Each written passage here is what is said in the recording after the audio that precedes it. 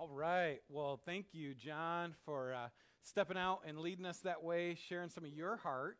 I know it was funny because he did say that. He's like, 2 weeks in a row, huh? And my first reaction was, well, I'm going to strike while the iron's hot, while he's still saying yes to things. So I just appreciate your honesty, your vulnerability in that. And I've seen it. I've seen the growth in John over this last year. I've witnessed some of those things he said firsthand. But most of all, I've just loved his heart, his desire to step out in leadership and really grow, not just in, what does it mean to be a peacemaker, but what does it mean to be a follower of Jesus? And how do you, kind of let go of all these things that maybe the world tells us to do all the time and actually follow the things that Jesus calls us to do. So thanks, John, for teeing us up that way and getting us going here. But again, my name is Mitch. I'm the pastor here at Converge Community. It's almost a year since we started this whole crazy thing, and we're excited for what's ahead. And this is actually the final weekend of this Wall Breaker series. We'd been in this 3-week kind of rotation, like Matt had explained, and this is the final one of those next week, or next week's Engage Week. And the weekend after that, we actually have one of our own, Chad Breither, is going to come teach and kind of close out that Israel Old Testament series we've been going through in these Encounter Worship Nights. And after that, we have a new rhythm, a new series, lots of fun stuff coming at you. But I wanted to start again with this idea of peacemaker. And you might even be thinking, well, Mitch, isn't this whole Wall Breaker series about peacemaking, essentially? And I guess that's actually true. But often we can get into this, and some of these things we've talked about, like humility and gratitude, those are very internal kind of processes. That's that internal renewal that the Holy Spirit does in us. Some of them are more active, like love, and hopefully you are actually being more active in that love. But unfortunately, we have this idea that it's almost the equivalent of kindness, and it can be a bit more of a passive thing. Peacemaking is hard because we're going to talk about how that's not passive at all. It's not just merely kindness. It's actually very active. And what's hard about that is most of our familiarity with the word peacemaker comes in kind of maybe a few different contexts. We don't use that word a ton. We use the word peace a lot. Obviously, we use the verb to make a lot. But we don't use those words together a lot. And actually, when I think of peacemaker, my mind immediately goes more towards like military efforts, the United Nations, that sort of thing. And it's ironic, actually, because that's kind of rooted in conflict at the base of it. And the UN, kind of the flagship of peacemaking globally, says peacemaking is this. It says, peacemaking generally includes measures to address conflicts and progress and usually involves diplomatic action to bring hostile parties to a negotiated agreement. It goes on and on and on and kind of talks about what this is. This is pulled off the UN website. And then at the end it says UN peacekeeping operations may use force to defend themselves. Their mandate in civilians, particularly in situations where the state is unable to provide security and maintain public order. So even in the UN, a peaceful an organization, they even talk about often that military force involved in peacemaking. This is sometimes what we think about in our context, in a global political context about peacemaking. Another one that comes to at least my mind, maybe you can relate to this, maybe you can't.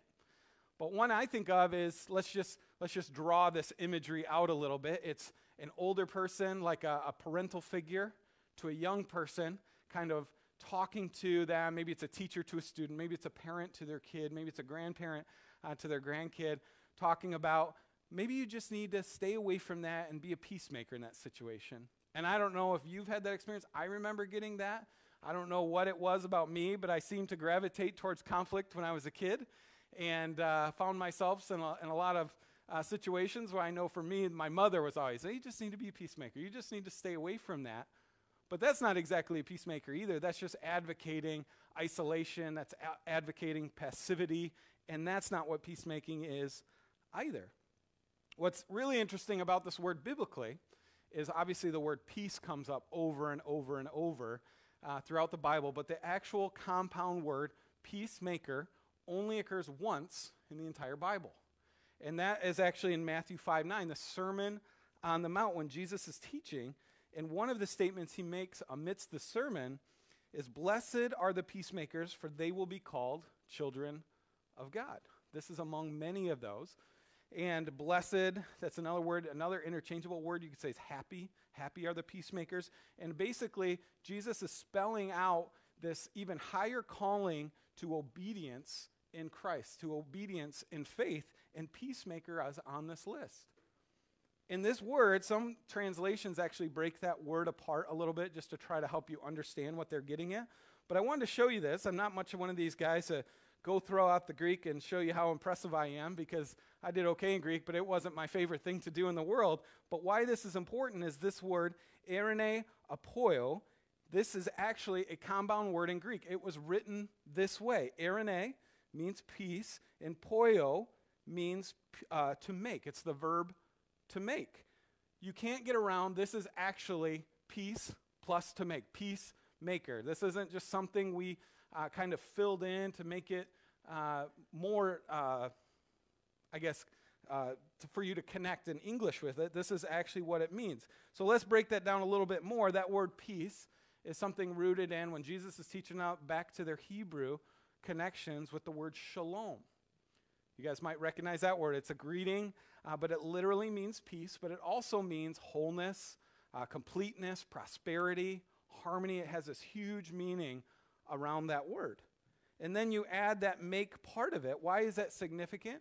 Because it's actually making wholeness, making prosperity. You're an agent for prosperity, for harmony, for bringing wholeness around you. That's what Jesus is actually advocating here. So peacemakers are actively going out and bringing about peace around them. They're actively working to make wholeness, prosperity, and harmony in other people's lives. That's what a peacemaker does. It is neither going over in this kind of forceful, mighty military action, and it's not this extreme passivity over here where you're just hoping and wishing something will change. I was doing some research in this, and one pastor, I really liked what he said. This word isn't peace hoper or peace dreamer or peace wisher. This is peacemaker. You are actually being called to make peace, be an agent of prosperity and hope and harmony in people's lives.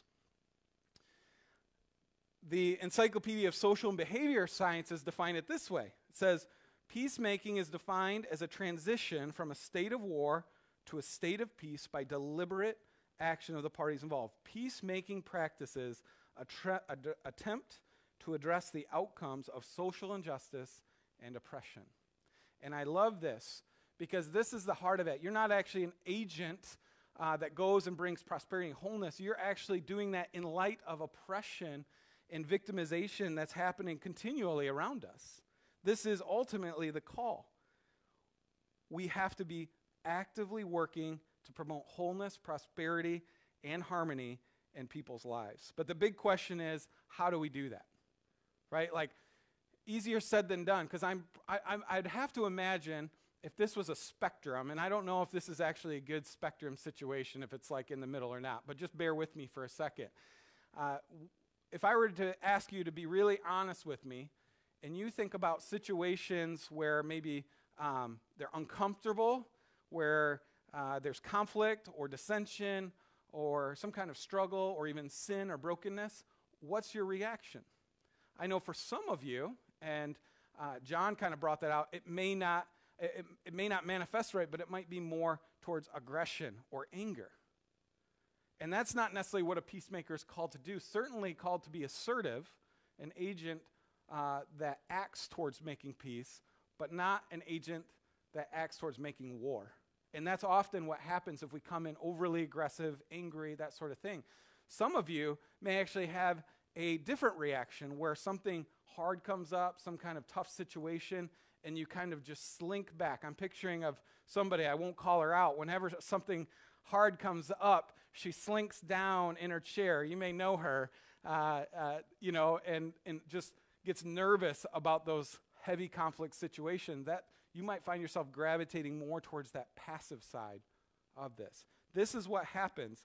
But here's the thing is it's neither passivity, it's neither an act of war. So again, how do we do this? That's the big question. How do we get through our own fears and sense of inadequacy to be actual peacemakers? How do we actually go and be agents of peace without inciting wars, without making more conflict around us, as you might see often on social media, right? Everybody tries to fix everybody's problems with social media. Well, that never works. You're just inciting another war is all you're doing. You're creating more conflict. And then how do we even get started when things around us seem so far gone? And as Matt mentioned, this week was a great illustration in kind of our political situation here in America. So how do we do it? I'm going to start with a couple places, or I'm going to start with one place and then go to another place. But we're going to start here in Matthew 18, 15 through 17. And Jesus is teaching once again here. And he says this: if your brother or sister sins, go and point out their fault, just between the two of you. If they listen to you, you have won them over. But if they will not listen, take one or two others along, so that every matter may be established by the testimony of 2 or 3 witnesses. If they still refuse to listen, tell it to the church. And if they refuse to listen even to the church, treat them as you would a pagan or a tax collector. You might ask, why am I starting here? This is kind of where we turn to biblically for kind of conflict resolution in the church. How do we deal with this? Because the heart of peacemaking is resolving conflict. And the heart of peacemaking needs to start within the church first. We can't be very good agents of peace outside of the church if we can't even figure out how to get along within the church. And I tell you, it's been really, really frustrating, I'm sure for many of you too, walking through this past kind of intense, wild year and just seeing how people in the church are treating one another. And not only are we not going to get this peace thing right when we're not treating each other right, but what is everybody else watching, looking in, thinking about us and who we are if we can't accurately reflect what Jesus has called us to? We have to start here, but I'm so tired of the infighting between churches. I'm just so grateful to be a part of the church broader community here in Kalamazoo, because it hasn't always been my experience where I skipped a step. Here where people are very collaborative and supportive of each other, other churches. I've been in other places doing ministry where it felt a lot more like a competition. Who is going to get the most people in their church? And I've loved coming down here in this Kalamazoo community between denominations. We're here at the Center Avenue Church of God. We've been coordinating with Christian Reformed churches. We've been working not only across denominations, but across churches. And I love the support that the community around here has been able to give. And I appreciate that, but I'm tiring of a lot of the infighting that happens between denominations, between churches. The other thing about that, though, is I don't want us fighting each other, but I also, I'm kind of tired of people misrepresenting Jesus and nobody saying anything about it, too. So, again, Matt brought it up this week. Wednesday was a crazy deal. I mean, we keep saying, man, we're going to remember that in 20 years, right? Everything that keeps happening this year, this is one of those events again. Man, we're going to remember that. And it just frustrates me so bad, the misrepresentation of Jesus that happened on that day. People carrying crosses, people espousing kind of their Christian beliefs as grounds to raid the Capitol. That doesn't even make sense. If that's what Jesus wanted, Jesus would have sacked Rome, and he didn't do that, right? I mean, that's the real truth of this. And so I also think, while I'm tired of the infighting and stuff that happens within the church, I also am tired of us sitting back passively by, not calling out the wrong we see. And this is what Jesus is instructing here in Matthew 18, to call that out, to point out the fault in one another. And this is within the church community. This is very important that you recognize that. This is what Jesus calls the church to do. He's not calling you to dress out unchurched people. This is just people within the church, and he's given us permission to call each other out, and we should. And it gives this real simple, honestly, step-by-step process about how we actively address issues and conflicts within the church. Basically, step 1 is the big step. Point out the fault, but do it just between the two of you. That is so important. Because here's the problem, is the extreme passive person is just not going to point out the fault at all. They're just going to linger back and be like, I don't want to say anything. I don't want to hurt our relationship. I don't want to. The extremely aggressive one is going to go shame them on social media in front of the world, right? Or is going to get in a group setting like this and call out their sin. Well, that doesn't work either, because that puts them on the defense. That's not done in love. That sacrifices the relationship there you have with them. So you have to go to them, but ultimately you need to do it just between the two of you. And it says if that doesn't work, take one or two people. It doesn't say who in this point. And I have to imagine it's because Jesus didn't need to spell that out. Take people that you trust and that person trusts. The relationship is central in this process. Take one or two people, still keeping it private, keeping the relationship at the center of this. This is a friendly, loving mediation. If that doesn't work, you get church leaders involved. Again, it's still private. You get a couple church leaders involved that know these people as well. Finally, it says this, if none of that works, treat them like a pagan or tax collector. And some of you on the more aggressive side of the spectrum might be thinking, all right, that's the part I like. Kick them out. But do we kick out pagan or pagan meaning just people who worship other gods, religions, right? Do we kick out people of different faiths? No. Tax collectors representing sinners, kind of the worst. Do we kick out sinners out of our church? No. So basically all it's doing is saying if none of that works, then you actually have to treat them like somebody who's unchurched, who's somebody who's outside of the church. And that's who we're going to talk about next. This is how we deal with these conflicts. This is how we deal with sin in the world. But it only works if we keep this private, if we keep this respectful, if we don't try to shame them, if we make sure it's done within the confines of a trusting relationship, make sure you don't lose the credibility that you have with that person by doing something dumb and calling them out publicly. And ultimately, if we do it out of some kind of weird selfish ambition, if we're trying to be right or win or trying to make ourselves look better because they do something that you don't, it's not going to work. You're both going to lose in that situation too. So that's how we actively as peacemakers address issues and conflicts within the church. But what does Jesus say for people outside of the church? What does he say to the unchurched? What does he say to the people you don't know very well? What does he say to the pagans and the tax collectors, those who are outside of the faith, those who are the sinners and the worst? Well, he says this in John 8, and there's a lot of examples of Jesus doing this. We've actually hit quite a few of them already through this series. He says this.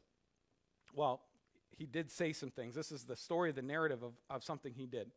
So John 8, 1 through 11, at dawn, Jesus appeared again in the temple courts, where all the people gathered around him, and he sat down to teach them. The teachers of the law and the Pharisees brought in a woman caught in adultery. They made her stand before the group and said to Jesus, "Teacher, this woman was caught in the act of adultery. In the law, Moses commanded us to stone such women. Now what do you say?" They were using this question as a trap in order to have a basis for accusing him. But Jesus bent down and started to write on the ground with his finger. When they kept on questioning him, he straightened up and said to them, "Let any one of you who is without sin be the first to throw a stone at her." Again, he stooped down and wrote on the ground. At this, those who heard began to go away one at a time, the older ones first, until only Jesus was left with the woman still standing there. Jesus straightened up and asked her, "Woman, where are they? Has no one condemned you?" "No one, sir," she said. "Then neither do I condemn you," Jesus declared. "Go now and leave your life of sin." Now, I want to kind of unwrap some of the context here a little bit. This is a situation Jesus was already teaching at the temple. These Pharisees or religious leaders are coming, obviously, to try to trap Jesus and saying something that would give them reason to basically lose his reputation. And then in the midst of that, they bring this woman who had been caught in adultery. We don't really know what that means or how that works, whether it's simply an accusation, were they physically caught in the act? We don't know. But the interesting thing about this is, have you ever heard of everybody having adultery where there wasn't two people involved? I haven't, right? And all they're doing is addressing the women. If you go back to the law, the Jewish law, and it does say this. It does say the punishment is death. It doesn't say stoning exactly. It just says the punishment is death. That's something that we are well aware of. This is the theology of Jesus, right? For the punishment of sin is death. What's interesting about this and what Jesus was kind of unraveling in their world is that they were wanting to put these accusations on this woman, but ultimately no talk was given about this man involved. We don't know if he was in the crowd happy to pass off the blame. We don't know if this was a friend who wasn't there and they're just trying to protect them. We have no idea what was going on, but what we do know is he wasn't being pulled into this. And Jesus in this wasn't actually actively condoning her behavior. He never does that. In fact, he just starts asking the question to everybody else, are you without sin? And maybe that guy was out there and he was trying to address him first, but he says, is anyone out there without sin? And what's amazing about how he does this is he does it in such a way, they're trying to trap him, and somehow it doesn't incite more aggression and more violence. And I have a lot to do with, I believe it has a lot to do with his posture. What is he doing? He's on his knees, kneeling down. His head must be down because he doesn't even know if the people are still there or not. He's like bracing for potential stones coming at him. And I honestly believe by just asking those questions, a very simple question, is anybody without sin here, head down, posture down? He wasn't inflaming the situation, but he was also sticking up for somebody who was being victimized, who was being attacked wrongfully. And I say wrongfully because it wasn't in the true spirit of the law where both of them were standing in judgment for what they've done. And Jesus gets to this point ultimately, and it's also interesting, it says the older men left first. It speaks to, I think, a bigger truth in reality. As you get older, you realize how imperfect you are. When you're younger, you think you got your act together and you know, like I pretty much know what I'm doing here. As you get older, you realize, man, I'm just a mess. I'm a hot mess. And he says this little detail, and the older men went away first, and eventually they were all gone. But Jesus does not let her off the hook and say, not just that I don't condemn you, but just go back doing what you're doing. And we don't know exactly what she was doing, right? But he says, go away and sin no more. Go away and leave this life of sin. And she does, we're assuming. And what's powerful about that is, have you ever had a conversation with somebody about their brokenness, about their sin, especially somebody maybe outside of the church that doesn't maybe share all the values that you share? That is super hard. It's hard enough just to have the conversation, but he actually gets to a point with her where he not only has the conversation, but he paints a picture and gives her a vision for a life that's far better, that would actually make her want to leave this life of brokenness. Have you ever had a conversation with somebody that was so full of hope and vision that it's given them the desire to walk away from the brokenness they have and follow God's will for their life? That is crazy difficult, but Jesus gives us that opportunity. He gives us the possibility and the power to do that in the Holy Spirit. And he ultimately calls us to do that as peacemakers, to go out and stick our necks out there for people who are being oppressed, for where there's injustices. Peacemakers intervene on behalf of all people, for their wholeness and their prosperity. This woman was never going to live her best life in this situation. And as you maybe know from just historical studies, this web of whatever she was in, adultery, whatever, this wasn't just born overnight. And it was probably built by an imperfect, broken system where at that time men really called the shots. Jesus gave her a vision and a hope in life where there was some greater purpose and some greater opportunity and a value that she's never seen before in her life. This is what peacemakers do. They intervene for all people, for their wholeness and their prosperity. We have to seek out justice where there's injustice, and we have to stick our necks out even when it's hard. This is the thing. Jesus not only stuck his neck out physically, he could have got stoned. His head was down. You almost get the feeling like he just didn't even want to look, like he knew it was going to start flying at any minute. And it didn't. We have to be willing to put ourselves maybe in physical harm's way to protect people, but we also have to be willing to put our reputations on the line to protect people. And so often what keeps us from sticking our necks out for other people is we're just like, well, I want to say something, but I don't want everybody else to think I'm with them, right? We don't want them to think that if I do this, I think this. Or we're just so worried about our reputation and how people think about us that we won't actually intervene on other people's behalf. And I'm here to tell you, peacemakers intervene on other people's behalf. So that's it. You might find yourself right now either in this land where you're thinking, man, I've not done a good job of loving people within the church. I might need somebody to call my sin out. I might already know that I need to go deal with it and go seek forgiveness. Or maybe you've seen something in somebody else that you realize, I probably just need to say something to them and do it privately, do it in love. Or maybe you find yourself in a position where you found yourself kind of overlooking those who are being oppressed, overlooking some injustice around you because you're afraid to stick your neck out there. You're afraid of the consequences that might ensue. And God's calling you to act on their behalf this upcoming week. I want you guys to take a minute. What we're going to do, actually it's going to be about 4 minutes, is I'm going to have you reflect on some questions, and we'll put them up there for a bit, and you can go ahead and blip them up there now, Kinsey. But what I want you to do is I want you to start thinking about these questions. I want you to think, man, where is God uniquely calling me to be a peacemaker this week? I think he's called you to be a peacemaker for the rest of your life, but until we take one step, we're probably not going to do anything. And so where can you go into this week as a peacemaker? And we're going to play this song. Carter recorded it for licensing, rule, and streaming. We have the song license, not a recording license. So that's some of the science behind church streaming that you didn't know about, right? But Carter recorded this song that I really love called Us for Them. And it's a powerful message about how ultimately Jesus came to be for them, quote unquote, for them, and how we need to be us for them, not us versus them. Us in the church for church people, us in the church for all people.